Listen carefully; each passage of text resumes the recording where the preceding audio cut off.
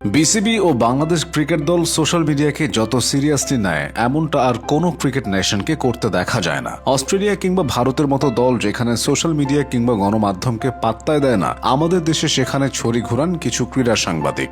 এ নেই কেন, সে নেই কেন, ও কেন নাই, একে নাও তাকে বাদ দাও, এসব আলাপেই ভর্তি সব আলোচনা। অথচ এ, ও বা সে দলে জায়গা পেলে সবাই একই, সবাই পাল্লা দিয়ে খারাপ করে। দলে যে নেই তাকে নিয়েই সবার হুজুক, যেন তাকে দলে নিলেই মাসে একটা করে বিশ্বকাপ জিতে ফেলবে বাংলাদেশ। বাস্তবে যে আছে অথবা যে নেই দুজনেই একই গোয়ালের গরু। পরিসংখ্যান দেখলে বোঝা যায় অধারাবাহিকতার কারণে বাদ গেছেন। খেলোয়াড়দের অধারাবাহিকতা, উচ্চাকাঙ্ক্ষাহীনতা, game awareness, presence of mind নিয়ে প্রশ্ন করা হয় না। সব দায় শুধু বোর্ডের। পারলে খেলেও দিয়ে আসতে হবে বোর্ড কিংবা নির্বাচকদের। মেহেদী হাসান মিরাজকে ওয়ানডে দলের অধিনায়ক করা হয়েছিল স্রেফ সোশ্যাল মিডিয়ায় জোয়ার দেখে। অনূর্ধ্ব 19 পর্যায়ের নেতৃত্বের সাফল্য দেখিয়ে মানুষের সামনে মিরাজকে নেতা হিসেবে উপস্থাপন করা হয়। নাজমুল হোসেন শান্ত খুব একটা খারাপ না করলেও তাকে সরিয়ে বিসিবি ফেসবুকের আওয়াজই প্রাধান্য দেয়। ফলাফল, নিজেদের পছন্দের ফরম্যাটে বাংলাদেশের অবস্থা এখন সবচেয়ে খারাপ। একই কথা সিনিয়র সহকারী কোচ মোহাম্মদ সালাউদ্দিনের ক্ষেত্রেও সত্য।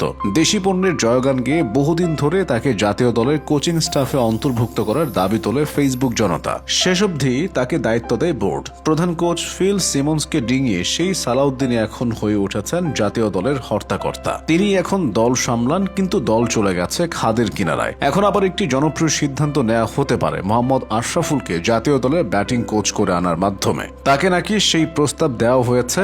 এই প্রস্তাবের পেছনেও মূল ইন্ধন জুগিয়েছে সামাজিক যোগাযোগ মাধ্যম।